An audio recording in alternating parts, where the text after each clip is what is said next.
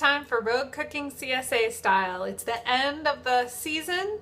We're way into fall and many of us are looking forward to winter shares, but I thought I would send us off for the regular 20-week season with a final recipe.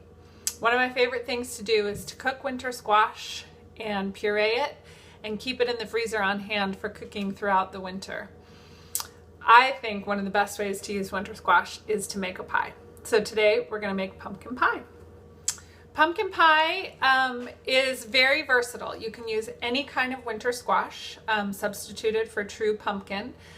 We often get pie pumpkins in our boxes, so feel free to use those, but you can also experiment with butternut squash, which actually, I'll give you a little hint, is what is often found in canned pumpkin. It's often butternut squash, and that's where you get that really dark orange flavor.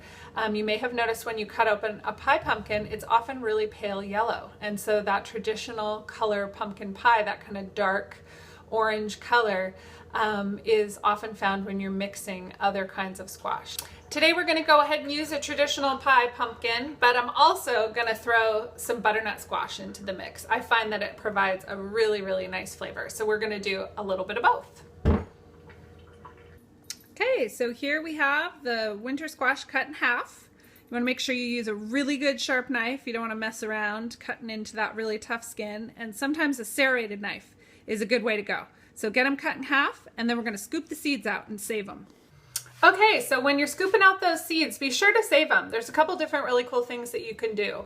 If you scoop out the seeds and separate them from the pulp, it's kind of fun if you like that sensory experience in the sink. You or your kids can have a really good time with that squishy squeak feeling. But you want to go ahead and pull all the seeds out, get them cleaned up.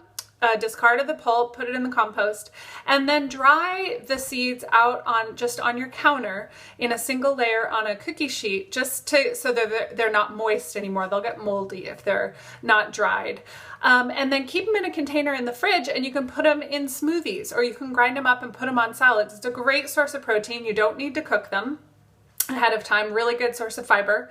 That's what I do. I put them in my smoothies. And then of course you can also coat them in oil and season them however you like and roast them, which is delicious. Excellent fall treat, full of protein. So again, put them into a colander. Don't throw them away. They're really, really good.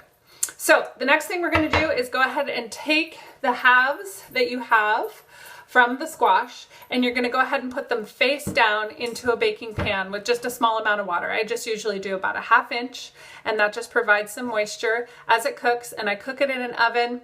It really doesn't matter. It just depends on how much time you have. I usually do about 375 for anywhere from 30 to 50 minutes, just depending, and you can use a knife to pierce the skin and see if it's soft.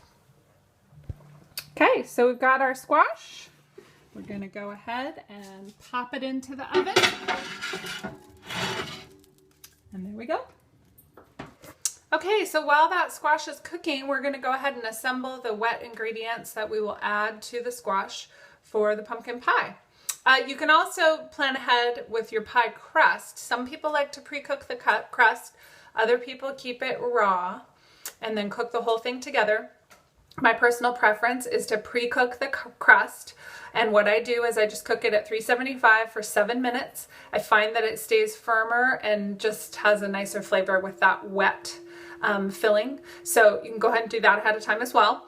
But I've got three eggs? Yes, 3 eggs plus 2 egg yolks that I'm going to go ahead and put into a bowl. I also have 2 cups of 1/2 and 1/2. You can also do a combination, 1 cup cream and 1 cup milk. 1/2 and 1/2 is the same thing. And you're going to go ahead and whisk those together. And to that mixture, you're going to add a teaspoon of vanilla, as well as 3/4 cup sugar and a 1/4 cup maple syrup. Now there's some debate as to whether or not you should use pumpkin pie spice or if you should use individual spices. Really doesn't matter, but pumpkin pie spice is typically cinnamon, nutmeg, and ginger. So I prefer to use fresh ginger, about 2 tablespoons of grated fresh ginger. I think it's fabulous. Okay, so now we've got all our ingredients together. The squash has cooked, scooped it out, and mashed it up till it's nice and silky smooth. And we're gonna go ahead and put everything into the bowl. So we've got milk and eggs, and we've got nutmeg and cinnamon. We've got ginger, vanilla, salt, and sugar, as well as maple syrup. And it looks delicious. We're gonna go ahead and stir it. Okay, so we've got our filling into our pie crust, and as usual for me, I always have extra filling. And so what I do is I take some jelly jars, extra little glass containers, and pour the extra filling in, put it on a cookie sheet, and then the whole thing goes in the oven, and those little jars make a really nice snack or a treat for someone who doesn't want the crust. Okay, so the pies are done and look delicious. You know that your pie is done when the top of the pie no longer jiggles. It should be cooked all the way through, but not too brown. And mine took about 1 hour at 350 degrees. So here's what it looks like. There it is. Absolutely gorgeous. Happy fall. Enjoy your pumpkin pie.